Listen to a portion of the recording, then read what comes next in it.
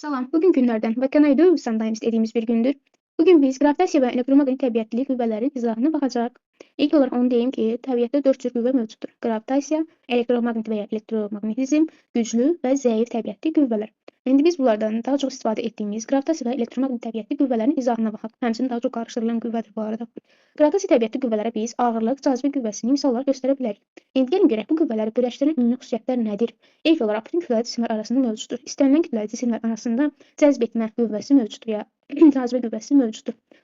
Bunu düz bəzən biz hiss edə bilmirik. Bunun da səbəbi kütlədən asılı. Təbii ki, kütləsi kiçik olan cismi cəzb eləməsi də kiçikdir və buna görə biz bunu hiss edirik. Məsələn, əslində biz yer kürəsini cəzb edirik, amma bizim kütləmiz çox kiçikdir deyə, yerin kütləsindən qat-qat kiçikdir deyə biz bunu hiss eləmirik. Amma yerin bizi cəzb eləməsini hiss edirik. Məsələn, adi yuxarı tullananda biz həmin dəqiqə aşağı doğru düşürük. Buna da səbəb yer kürəsinin bizi cəzb eləməsidir. Həmçinin daşı atırıq yuxarı, daş bir müddətdən sonra yerə doğru düşür.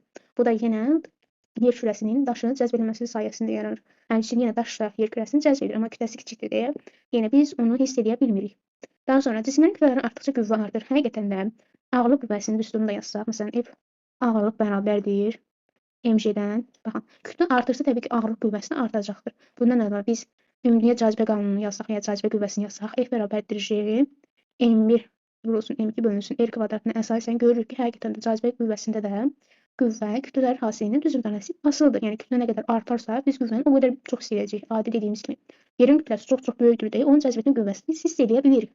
Bundan əlavə məsafə artdıqca qüvvə azalır. Həqiqətən də baxın, burada qüvvə məsafənin kvadratı ilə tərs mütənasib asılıdır. Deməli, məsafə artsa, bizim qüvvəmiz azalacaqdır. Bundan əlavə, bu təbiətli qüvvələr qravitasiya sahəsi vasitəsilə ötürülür.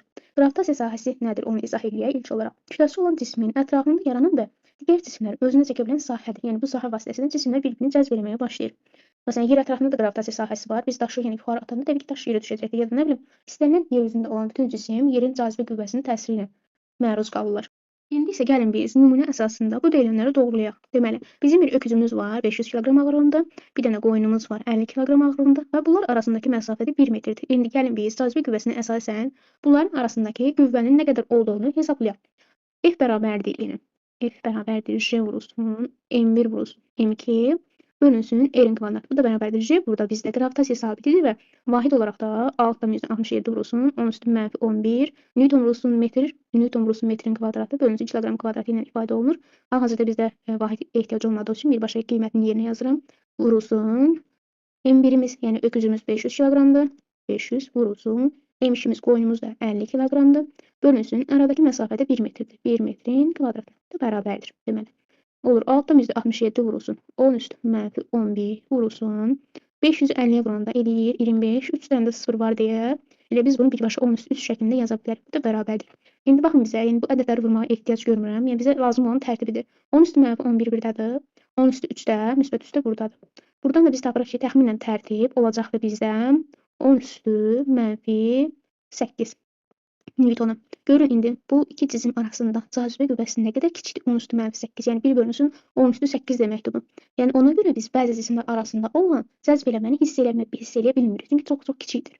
Buna görə də gravitasiya təbiətli qüvvələr əslində elektromaqnit təbiətli qüvvələrdən daha zəif qüvvələrdir. Çünki burada kütlə önəmli rol oynayır. Yəni kütləsi kiçikdirsə təbii ki, qüvvə də kiçik olacağından hiss edilməsi də zəif olacaq. Həmçinin bu ağırlıq qüvvəsi üçün də keçərlidir. Yəni ağırlıq qüvvəsinin kütlədən asılılıqda eyni şəkildə, məsafədən asılılıqda yenə eyni şəkildə və bu qüvvələrin əsasını yenə dediyimiz kimi kütlə təşkil edir. İstənilən kütləli cisimlər arasında gravitasiya təbiətli qüvvələr mövcuddur. İndi isə elektromaqnit təbiətli qüvvələr baxaq. Elektromaqnit təbiətli qüvvələr cisimlərin atom və molekullarındakı elektrik yüklərinin qarşılıqlı təsiri nəticəsində yaranan qüvvələrdir. Bunlara misal olaraq biz elastiklik qüvvəsini, sürtünmə qüvvəsini, dayağan reaksiya qüvvəsini, həmçinin Coulomb qüvvəsini də misal göstərə bilərik. Bunların hər biri elektromaqnit təbiətli qüvvələrdir. Yəni hər birinin yaranmasında əsas səbəb atom və molekulların qarşılıqlı təsiri dayanır. İndi gəlin biz ilk olaraq elastiklik qüvvəsinin izahına baxaq. Buna əsasən də digər qüvvələrin də niyə elektromaqnit təbiətli qüvvələr olduğunu anlamaya çalışaq. Deməli, ilk halda başlanğıcda bizdə tarazlıqda olan bir yayımız var. Fərq yoxdur, bu hər hansı elastiklik cisimdə ola bilər, rezin də ola bilər. Bizim hal-hazırda əlimizdə olan bir yayımız var. Bu yayı biz sağa doğru bir qüvvə ilə çəkməyə çalışdıqda, yəni bu istiqamətdə belə xarici qüvvə ilə sağa doğru çəkməyə çalışanda, bu zaman sanki əlimizi sola doğru çəkən bir qüvvə var. Yəni bu istiqamətdə bir qüvvə var. Bu qüvvə də bizdə elastiklik qüvvəsidir. Həmçinin biz yayı sıxmağa çalışanda, məsələn sola doğru bu istiqamətdə sıxmağa çalışanda Yenə sanki əlimizin tərsinə biz yayı sıxmamamız üçün əksinə bir qüvvə yaranır. Bu da yenə elastiklik qüvvəsi adlanır. Ümumiyyətlə bütün hallarda elastiklik qüvvəsi fikir verirsinizsə, deformasiya etdirici, yəni xarici qüvvənin əksinə yönəlir. Yəni bu istiqamətdə məsələn biz bu istiqamətdə sıxırıqsa, bizim deformasiya etdirici qüvvəmiz budur. Sola doğru sıxırıq. Bu zaman bu qüvvənin əksinə bir elastiklik qüvvəsi yaranır. Yaxşı, gəlin baxaq görək. Elastiklik qüvvəsi yarananda nə baş verir ki, biz bunu elektromaqnit təbiətli qüvvə adlandırırıq. Deməli, gəlin başlayaq indi izaha. Deməli, başlanğıc halda yayımız tarazlıqdadır. Yay tarazlıqdadırsa, yayın daxilində olan atomlar da bir-birinin tarazlıq halında yerləşir. Məsələn, başlanğıc halda tutaq ki, atomlar bir-birlərindən müəyyən bir R0 məsafədə yerləşir və bu R0-da bunlar üçün tarazlıq halı olsun. Yəni tarazlıq halında bu məsafədə dayanıblar bir-birinə.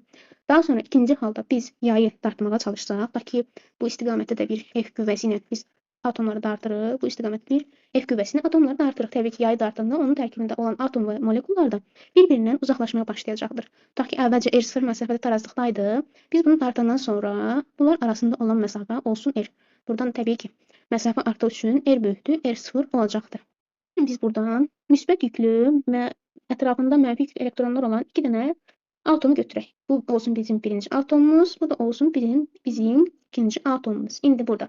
Yenə biz bu atomları bir-birindən uzaqlaşdırmağa çalışırıq. Tutaq ki, ikinci atomumuz tutaq ki, buradaydı. İndi biz bunu uzaqlaşdırırıq, aparırıq, tutaq ki, gətirdik bura. Gətirdik bura. Yenə bunların hər ikisinə müəyyən bir qüvvə təsir edir. Birini bu istiqamətdə dartmağa çalışırıq, birini də bu istiqamətdə dartmağa çalışırıq. Bir F qüvvəsini dartmağa çalışırıq. Aha.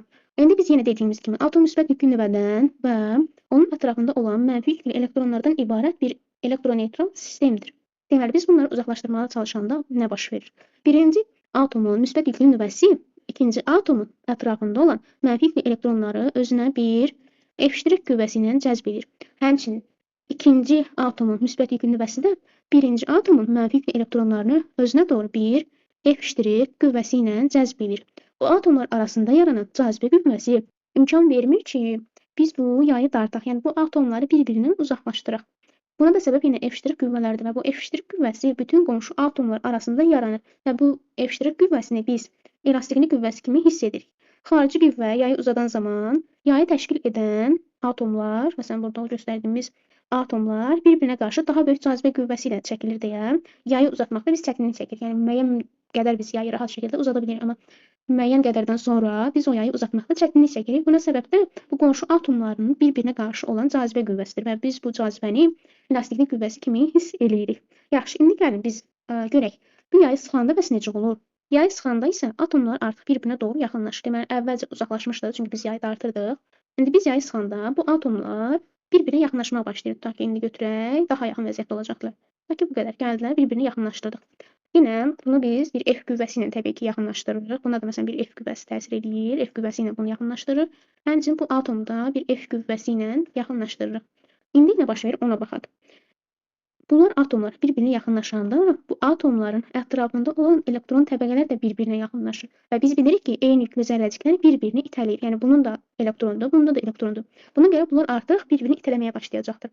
Birinci atomun elektronları ikincinin elektronlarını sağa doğru bir F' qüvvəsi ilə itələyəcəkdir. Həmçinin ikinci atomun elektronları birinci atomun elektronlarını sola doğru bir F' qüvvəsi ilə itələməyə başlayacaqdır.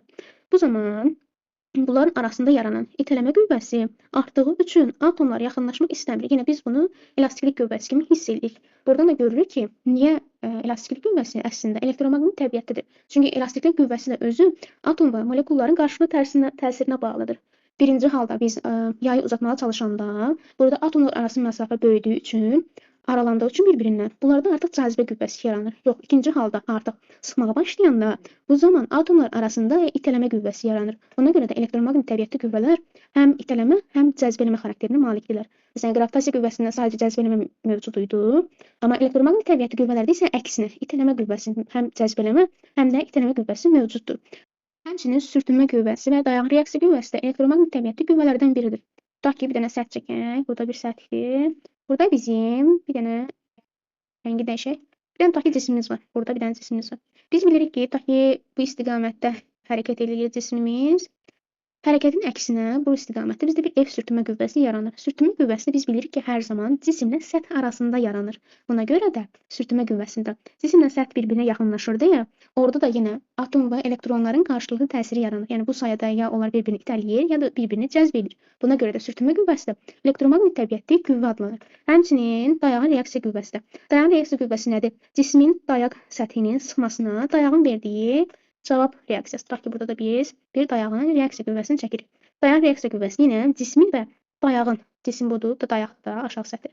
Dayağın arasındakı elektromaqnit qarşılıq təsiri ilə yaranır. Yenə burada da atomlar, elektronlar bir-birinə yaxınlaşır deyə, burada da yəni cəzb eləmə, itələmə xarakterli qüvvə yarandığı üçün dayağın reaksiya qüvvəsi də elektromaqnit təbiətli qüvvə adlanır. İzlədiyiniz üçün təşəkkürlər. Növbəti izahda görüşərik. Bəyənməyi və yorum bildirməyi unutmayın.